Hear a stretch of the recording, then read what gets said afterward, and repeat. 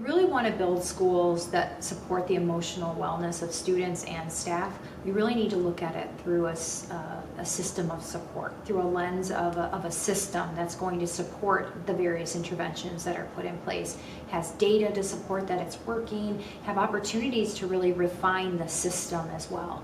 So the multi-tiered systems of support is a really good starting place because of the way it's designed.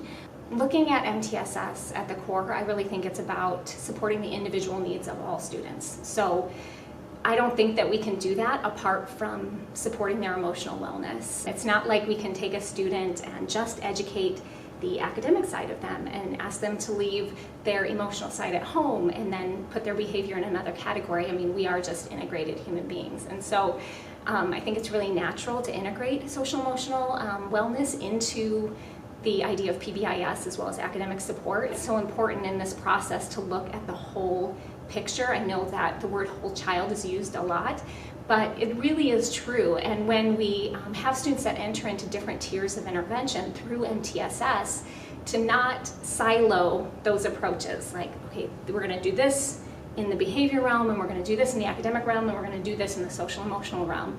What if they're all related, which I think they are? How can we bring those interventions together to really promote the best student outcomes? And really, I think it's about doing what's best for the kids that are in our care. Because when we have a student that comes to us with a certain need, if we don't look at the whole picture, we might give them the wrong intervention, and then ultimately they're not helped. And so I know that those of us who work in education got into it because we want to promote student success. We want to see them do well, and by braiding all those approaches together, we really do best by the students in our care.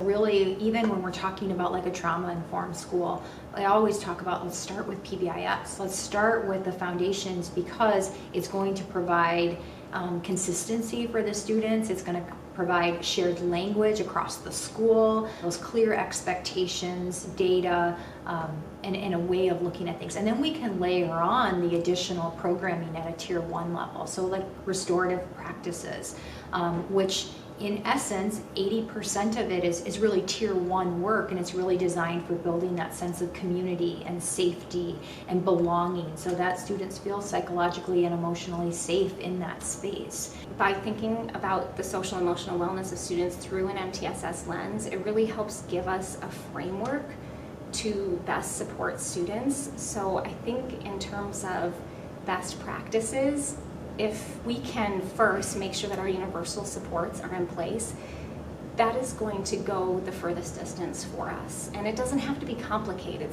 but if there are little things that can be just slightly modified to help support emotional wellness, then do that. It may seem really small, but it could just make a huge impact on a student's life. So I really think that focusing on our tier 1, what can we do for all students across the board, is going to make the biggest impact. And particularly given the year that we've had, I think it's more important than ever that we really bolster the tier 1 practices to support emotional wellness in the classroom, and then go from there to use evidence-based practices at tier 2 and tier 3, but start at that ground level and just make a commitment. Maybe it's even just to add one emotional wellness practice to a classroom each day. I don't think you could even measure how powerful that would be in the lives of students to really prevent some of the things that we might see down the road if they don't get that tier 1 first.